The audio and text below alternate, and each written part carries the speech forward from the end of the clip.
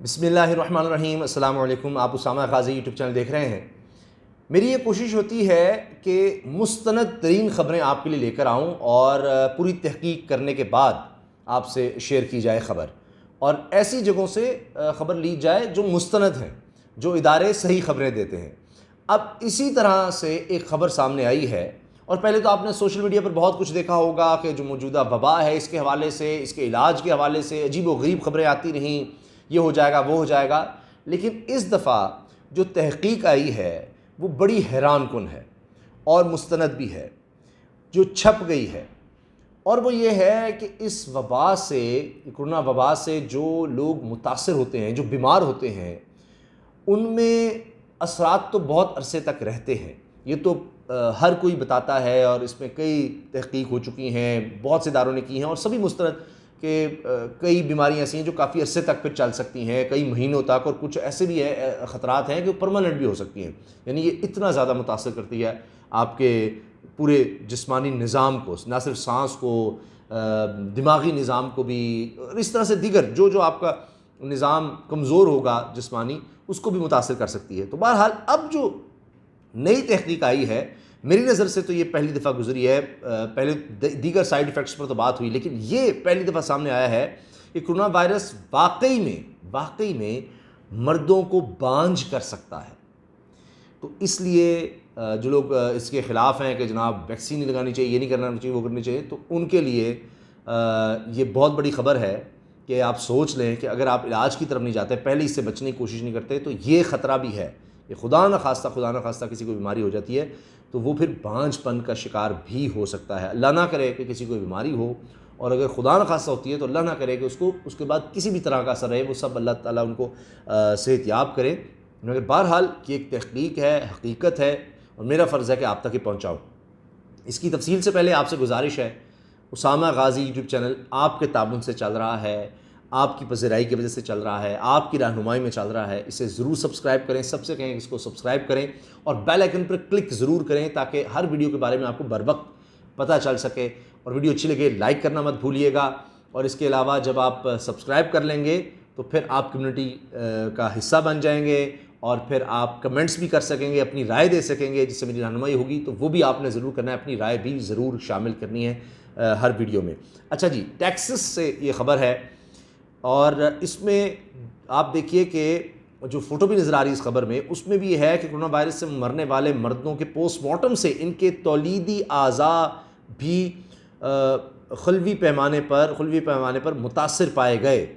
ٹھیک ہے، ان کے خلیے جو ہیں خلوی پیمانے پر وہ بھی متاثر پائے گئے ہیں۔ اب ٹیکسس کے حوالے سے میں آپ کو بتا رہا ہوں کیونکہ وہاں سے یہ خبر چھپ کر آئی کہ چوہے جیسے جانوروں، یعنی ہیمسٹرز جن کو کہا جاتا ہے، ان پر تحقیق سے معلوم ہوا ہے کہ کووڈ جو بیماری ہے کرونا کی عالمی وبا کا باعث بننے والا وائرس مردانہ تولیدی نظام کو متاثر کر کے مردانہ بانجھ پن کی وجہ بن سکتا ہے، اور پھر یہ کہ یہ ہیمسٹرز کو انسان سے مشابہ ترین، یعنی قریب ترین، مشابہ ترین جو اس کا جسمانی نظام ہے خاص طور پر، وہ مشابہ ترین جانوروں میں شمار کیا جاتا ہے، اور اکثر اوقات کوئی بھی طبی تحقیق پہلے ان پر یا انہی جیسے دوسرے جانوروں پر آزمائی جاتی ہے، جس میں مثبت نتائج کے بعد انسانی تجربات کا آغاز کیا جاتا ہے۔ تو پہلے انہی پر تجربات ہوتے ہیں، اور زیادہ تر یہ ہوتا ہے کہ جو ان میں ریئیکشن نظر آتا ہے جس طرح بھی، وہی پھر انسانوں میں نظر آتا ہے، یہی ہوتا ہے، اور یہ ہر تحقیق میں یہی ہے۔ تو وبا کے حوالے سے بھی ہیمسٹرز بہت مفید ثابت ہوئے ہیں ان ایکسپیریمنٹس پہ، تجربات میں، کیونکہ تحقیق کے دوران جو علامات ان میں پیدا ہوئیں ہیمسٹرز میں، وہی علامات بعد میں انسانوں میں بھی دیکھی گئیں۔ اب تک مختلف اسپتالوں اور طبی مراکز میں اس وبا سے متاثر ہو کر صحت یاب ہو جانے والے ایسے کئی مریض آ چکے ہیں جنہیں اپنے فوتوں یعنی ٹیسٹس کے مقام پر تکلیف کی شکایت تھی، یا پھر ان میں مخصوص مردانہ ہارمون جس کو ٹیسٹوسٹیرون کیونکہ اردو میں لکھا ہے تو اس لیے ٹیسٹوسٹیرون بننا تقریباً بند ہو چکا تھا۔ علاوہ ازیں کرونا وائرس سے مرنے والے مردوں کے پوسٹ مارٹم سے بھی ان کے فوتے خلوی پیمانے پر متاثر پائے گئے تھے، یعنی جب پوسٹ مارٹم کیا گیا تب بھی دیکھا گیا جو اس وبا سے دنیا سے چلے گئے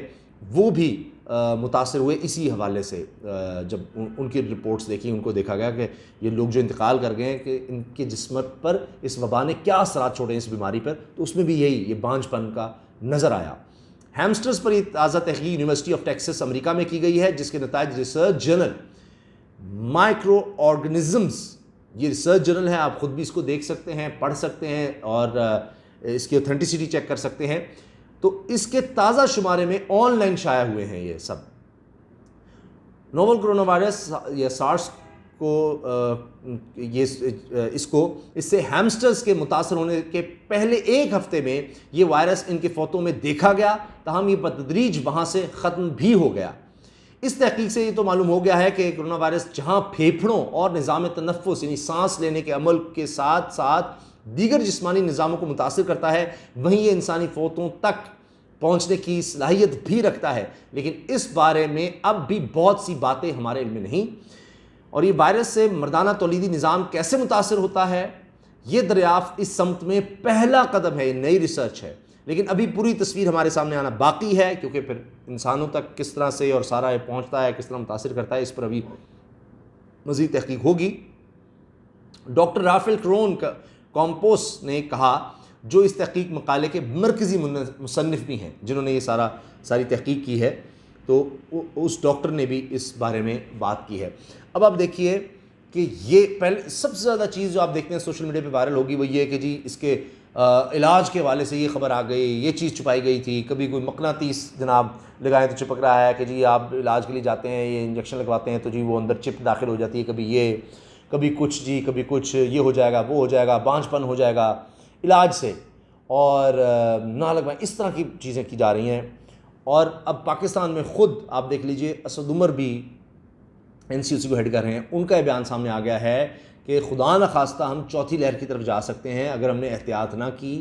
اور ہم نے جلد از جلد ویکسین کے عمل کو مکمل نہ کیا، اس کو ہمیں تیزی سے آگے بڑھانا ہے۔ تو اسی حوالے سے میں آپ سے عرض کر رہا ہوں کہ یہ دیکھیے یہ تحقیق ہے، یہ آ گئی ہے، دنیا اس کو مانتی ہے کہ اگر آپ یہ نہیں کرتے، خدا نہ خواستہ اس بیماری کا شکار ہو جاتے ہیں تو کئی اثرات اس کے یعنی ٹھیک ہونے کے بعد بھی رہتے ہیں، تو اس لیے اس میں بانجھ پن کا بھی، یہ بھی دیکھیے سائیڈ ایفیکٹس میں یہ بھی ہے اس بیماری کے۔ تو اس لیے وہ کہتے ہیں نا کہ پرہیز علاج سے بہتر ہے، تو پہلے تو یہی ہے کہ احتیاط کی جائے، اس سے بچا جائے، اور بچنا یہی ہے کہ جو بھی احتیاطی اس میں کہیں ہیں، ماسک وغیرہ وہ سب کچھ، اور ویکسین جس طرح سے اب ساری دنیا اس طرف جا رہی ہے۔ آپ دیکھیے کہ چین نے 1 ارب سے زیادہ لوگوں کو لگا بھی دی ہوئی ہے،